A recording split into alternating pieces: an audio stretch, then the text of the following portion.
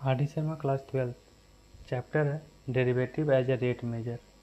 Important session होने वाला है और एक्सरसाइज इंट्रो ऑफ एक्सरसाइज 12.1 तो यानी 12.1 का इंट्रोडक्शन पार्ट है। इसके बाद में जितने भी क्वेश्चन होंगे एक्सरसाइज 12.1 में नेक्स्ट पार्ट में मैं लेके आऊँगा। तो पहले ही इस वीडियो में हम आपको कॉन्सेप्ट बताऊँगा। अभी बिल्कुल भी बेसिक कॉन्सेप्ट है, ज़्यादा हार्ड है नहीं। तो मेरे सेशन में रहिए और देखिए क्या इंटरेस्टिंग होने वाला है। चलिए स्टार्ट करते हैं। यहाँ पे लिखा हुआ derivative as a rate measure. तो रेट का मतलब क्या है? Derivative as a rate measure है ना, इसको आप ये भी बोल सकते हैं rate of change of quantities. Change of quantities, किसी भी क्वांटिटी का चेंजिंग हो रहा है with respect to time. Rate means what हुआ? तो टाइम के अनुसार कोई क्वांटिटी चेंज हो रहा है, that also called derivative as a rate measure. तो रेट यहाँ पे बताता क्या कि रेट आखिर है क्या। तो कोई भी क्वांटिटी कितना चेंज हो रहा है, दो क्वांटिटीज है, दोनों क्वांटिटी को कंपेयर करना है। तो एक कंपेयर को चेंज होने से दूसरा में क्या चेंजिंग आ रहा है, दैट कॉल्ड रेट। तो how much one quantity changes with respect to other. चलिए ये समझाता हूँ मैं कि क्या है ये। एग्जाम्पल लेते हैं। सपोज ये y axis, x axis. Y axis पे मैं डिस्टेंस ले लेता हूँ और एक्स एक्सिस पे टाइम। टाइम तो किसी पे डिपेंडेंट है नहीं, टाइम तो भाई अकॉर्डिंग समय बढ़ते ही रहेगा। तो ये क्या है, इंडिपेंडेंट क्वांटिटी है। लेकिन टाइम जैसे जैसे बढ़ेगा वैसे जैसे डिस्टेंस भी बढ़ेंगे। ये डिपेंडेंट है किस पे, टाइम पे। सपोज मैं ग्राफ ऐसा बनाया, तो इसका मतलब क्या हुआ, जैसे जैसे एक्स बढ़ेगा according to that x, y भी बढ़ रहा है। तो एक्स पे क्या लिए थे, टाइम। तो जैसे टाइम इंक्रीज होगा वैसे क्या हो रहा है, डिस्टेंस भी इंक्रीज हो रहा है। तो ये ग्राफ हमको क्या बता रहा है, it tells that distance is increasing. Distance increase कैसे हो रहा है, एज टाइम इंक्रीजिंग। जैसे जैसे टाइम इंक्रीज हो रहा है उसके अनुसार। क्लियर। चलिए नाउ नेक्स्ट देखते हैं क्या है। मैं यहाँ पे लिखा रेट ऑफ चेंज, आखिर ये है क्या। तो रेट ऑफ चेंज हो रहा क्या रहा है, वाई इंक्रीज हो रहा है यानी वाई चेंजिंग हो रहा है। सपोज यहाँ पे कुछ आ रहा है, यहाँ पे अब आ गया, तो इसको वर्टिकल लाइन लेंगे। तो स्टार्टिंग में मान लिया कि 2 है, यहाँ पे हो गया 5। तो 2 से 5 आ गया, तो चेंजिंग हो रहा है ना वाई में, चेंज इन वाई। और रेट तो मैं पहले ही बताया कि एक क्वांटिटी के चेंज होने से दूसरे क्वांटिटी भी क्या होगा, चेंज होगा। तो किसके रिस्पेक्ट में भाई, चेंजिंग जो हो रहा है with respect to x and y. दो क्वांटिटी यही पे लिया हूँ, तो एक्स की जगह टाइम लिया और वाई की जगह डिस्टेंस लिया। तो change in y by change in x. Clear. यहाँ पे भी मैं ये भी लिख सकता हूँ change in distance by change in time. Y पे डिस्टेंस लिया था। चलिए चेंज इन वाई को मैं कैसे लिख सकता हूँ, ये लिख सकता हूँ y2 माइनस y1। नहीं समझ में आया, वेट करिए मैं समझाता हूँ। और चेंज इन एक्स का मतलब x2 माइनस x1।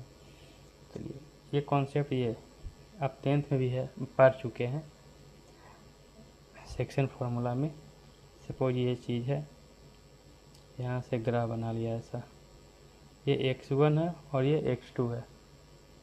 ये पूरा ये लाइन मान लिया सपोज y1 और ये पूरा y2। यहाँ से हॉरिजेंटल लाइन ड्रॉ कर दें, तो ये डिस्टेंस कितना होगा, पूरा y2 था तो y2 में से y1 माइनस चला गया तो बचेगा क्या, y2 माइनस y1। ऑरिजिन से ये डिस्टेंस x2 है और ये ऑरिजिन से ये x1 है, तो ये कितना होगा, x2 माइनस x1। अब इसका स्लोप निकालना है। तो स्लोप पढ़ चुके हैं क्लास 11th में, y2 minus y1 upon x2 minus x1। और y2 माइनस y1 को भी क्या बोलेंगे, change in y upon change in x। तो चेंज इन y ये लिखे, या फिर हम लिखते हैं del y upon del x। Del क्या है, डेल्टा। तो डेल्टा बताएगा कि चेंज किस में, y में। चेंजेस किस में, एक्स में, ठीक है। तो अब जो भी हुआ तो ये चीज़ सेम है, तो हम डायरेक्ट ये भी तो बोल सकते हैं कि ये स्लोप के इक्वल है, क्लियर ना। तो rate of change equal to slope भी तो बताएगा, क्लियर, बात समझ में आ रही है बात। तो अभी ये del y by d x को भी हम ये भी लिख सकते हैं d y upon d x. तो ये दोनों को कंपेरिजन करें तो हम बोल सकते हैं कि डिफ्रेंशिएशन क्या देगा, डिफ्रेंशिएशन गिव्स स्लोप, पता है ना, 11th में पढ़ चुके हैं आप लोग। डिफ्रेंशिएट करते थे तो डिफ्रेंशिएशन क्या स्लोप ही तो देता था, तो एक दूसरे से रिलेट हो गया कॉन्सेप्ट को। चलिए अब रेट ऑफ चेंज को देखते हैं कि पॉजिटिव या नेगेटिव क्या होता है, या फिर एक होगा या दोनों होगा या तीन होगा। तो रेट ऑफ चेंज ना या तो प्लस भी हो सकता है, रेट ऑफ चेंज प्लस भी हो सकता है, माइनस भी हो सकता है, और या तो कांस्टेंट भी हो सकता है, क्लियर। चलिए देखते हैं ग्राफ से समझते हैं बात को कि प्लस कब होगा माइनस कब होगा। मैं ग्राफ ड्रॉ कर लेता हूँ, सपोज ये ग्राफ है। अब इस ग्राफ पे टेंजेंट ड्रॉ करना है, सपोज इस पॉइंट पे टेंजेंट ड्रॉ करें, इस टाइप का टेंजेंट ड्रॉ हो गया। यहाँ से एक टेंजेंट ड्रॉ करते हैं और एक यहाँ से टेंजेंट ड्रॉ करते हैं। तो ये ग्राफ नीचे से ऊपर जा रहा है भाई, समझिएगा बात को। इसका मतलब कि x बढ़ रहा है तो y भी बढ़ रहा है, तो यहाँ पे स्लोप पॉजिटिव है। पॉजिटिव कब होंगे, जब y इंक्रीज करेगा। तो y इंक्रीज कब करेगा, जब x भी क्या होगा, इंक्रीज करेगा। तो दोनों क्वांटिटी अब इंक्रीज करे तो स्लोप पॉजिटिव। यहाँ पे देखिए x तो इंक्रीज हो रहा है लेकिन y क्या हो रहा है, डिक्रीज। स्टार्टिंग में सपोज मान लिया कि यहाँ पे थे, तो ये y अब यहाँ पे आ गया। तो ऐसे ड्रॉ करिए, मान लिया यहाँ से ये 5 पे था, अब कितना पे आ गया, मान लीजिए 2 पे आ गया। तो 5 से 2 पे आया तो y तो डिक्रीज कर रहा है, तो यहाँ पे स्लोप निगेटिव होगा। दोनों क्वांटिटी में से कोई भी एक क्वांटिटी अगर डिक्रीज करे तो वो स्लोप वहाँ पे निगेटिव होंगे। तो y यहाँ पे क्या हो रहा है, डिक्रीज हो रहा है, लेकिन x इंक्रीज कर रहा है। तो दोनों में से एक क्वांटिटी तो डिक्रीज हो रहा है ना, और इसमें कोई चेंजिंग नहीं आ रहा, कांस्टेंट जा रहा है, देखिएगा। तो यहाँ पे ना तो प्लस होगा ना माइनस, यहाँ पे क्या होगा, कांस्टेंट होगा, क्लियर बात।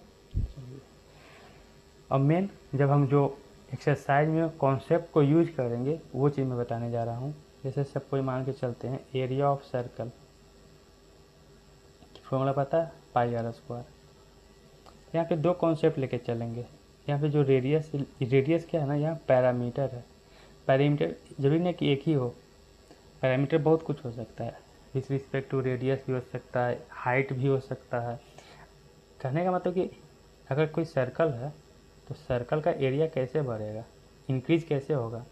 अगर सपोज रेडियस हम यहाँ पे 2 सेंटीमीटर लिए, अब रेडियस अगर हम 5 सेंटीमीटर ले लेंगे तो ऑटोमेटिक है कि इसका एरिया इंक्रीज करेगा। तो पैरामीटर किस पे डिपेंड कर रहा है, रेडियस पे, ठीक है ना। तो एरिया क्या हो गया, यहाँ पे क्वांटिटीज हो गया, रेडियस पैरामीटर और एरिया क्वांटिटीज। तो आर पैरामीटर को चेंज करने से एरिया क्वांटिटी क्या हो रहा है, चेंज हो रहा है। तो यहाँ पे दो कॉन्सेप्ट होगा। अब एरिया कैसे कैसे चेंज हो सकता है, विथ रिस्पेक्ट टू रेडियस भी हो सकता है और विथ रिस्पेक्ट टू टाइम भी हो सकता है। तो यहाँ से दो कॉन्सेप्ट निकलेंगे, लिखूँगा rate of change of area, ठीक है, and rate of change of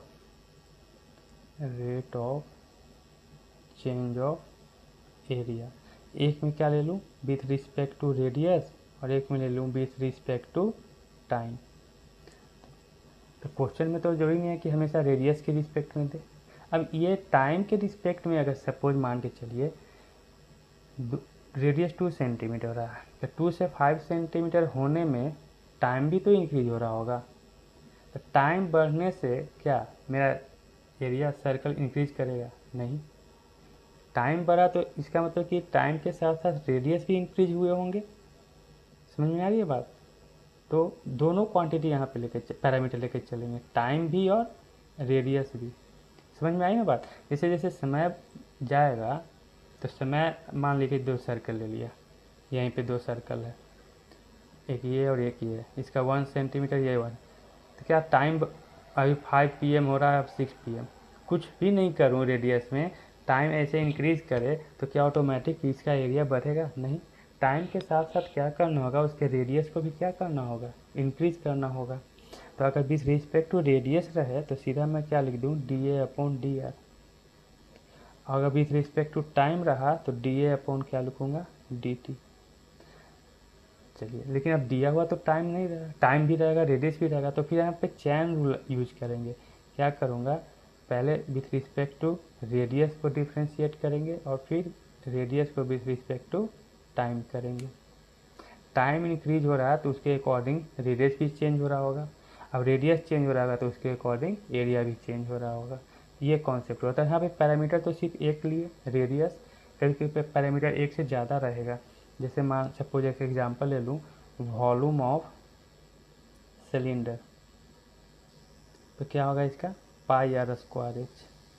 तो अब यहाँ पे पैरामीटर रेडियस भी हो गया और हाइट भी हो गया, तो वॉल्यूम इंक्रीज कब कब कर सकता है, या तो रेडियस इंक्रीज कर देने पे या तो हाइट इंक्रीज कर देने पे। समझ में आया? तो उसके अकॉर्डिंग क्वेश्चन में कैसा रहेगा, तो वहाँ पे और कॉन्सेप्ट को अच्छे से समझेंगे। इतना यही कॉन्सेप्ट था, तो अच्छे से पढ़ लीजिएगा। नेक्स्ट हम लोग मिलेंगे इसके एक्सरसाइज में। आज के लिए इतना ही, थैंक यू।